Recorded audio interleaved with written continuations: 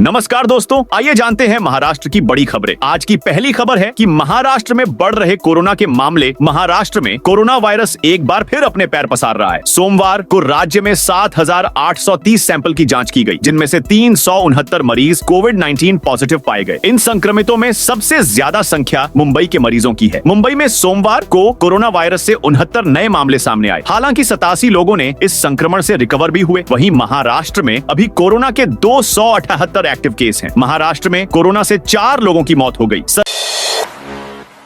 सरकारी दफ्तरों में कर्मचारियों को 4 बजे तक घर जाने के आदेश। मुंबई के इतिहास में 26 मई को हुई यह बारिश सबसे अधिक दर्ज की गई। पिछले 100 सालों में मई महीने में इतनी बारिश नहीं हुई थी। दक्षिण मुंबई के कोलाबा इलाके में 24 घंटों में 135 मिलीमीटर बारिश रिकॉर्ड की गई है। वर्तमान में बादलों की स्थिति को देखते हुए ऑरेंज अलर्ट भी जारी किया गया है। यह जानकारी IMD की निदेशक शुभांगी भुते ने दी। इस रिकॉर्ड को देखते हुए मुंबई में रेड अलर्ट जारी कर दिया गया है। बस ट्रेन पर इसका असर देखने मिल रहा है। हार्बर लाइन की रेल सेवा बंद हो चुकी है और सेंट्रल रेल देरी से चल रही है। ऐसे में सरकार ने सभी शासकीय सेवा में काम करने वाले कर्मचारियों को 4 बजे घर जाने के आदेश दिए हैं। इसका एक शासन आदेश जारी किया गया है। अमित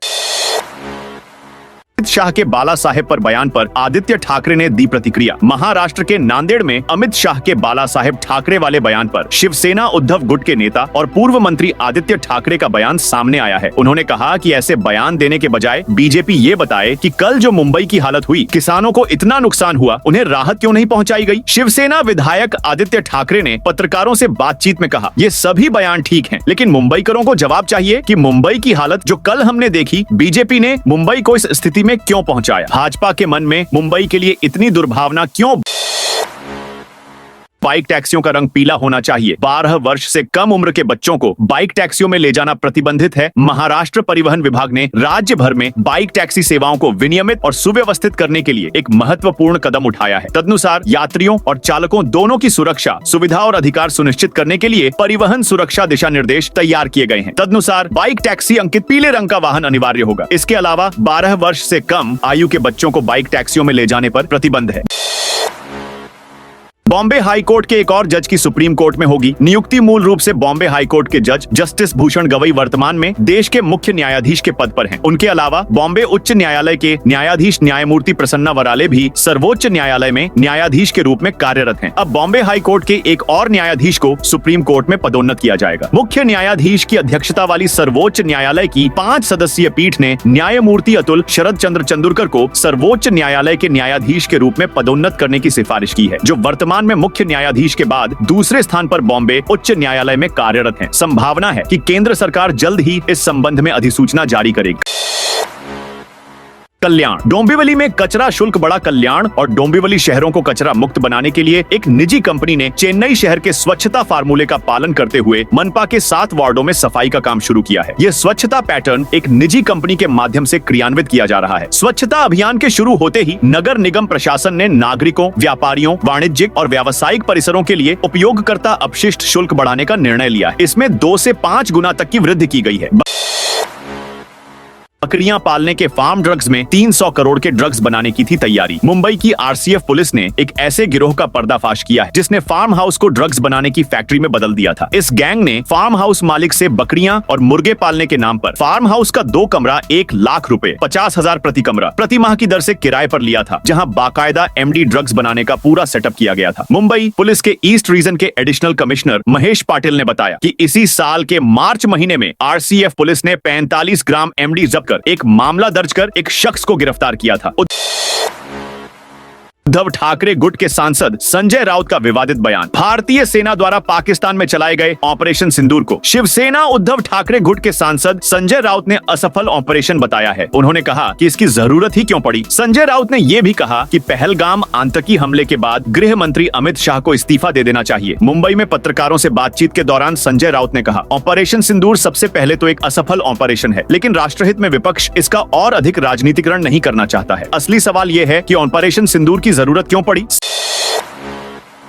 सीमा पार कर पाकिस्तान पहुंचने वाली महिला सुनीता को हिरासत में लेगी। नागपुर पुलिस सीमा पार कर करगिल से पाकिस्तान जाने वाली महाराष्ट्र के नागपुर की एक महिला को हिरासत में लेने के लिए शहर की पुलिस का एक दल अमृतसर भेजा गया है। पुलिस के एक अधिकारी ने मंगलवार को यह जानकारी दी। अधिकारी ने यह बताया कि पाकिस्तान रेंजर्स ने शनिवार को 43 साल की महिला सुनीता जामगड़े को सीमा सुरक्षा बल BSF को सौंप दिया गया है।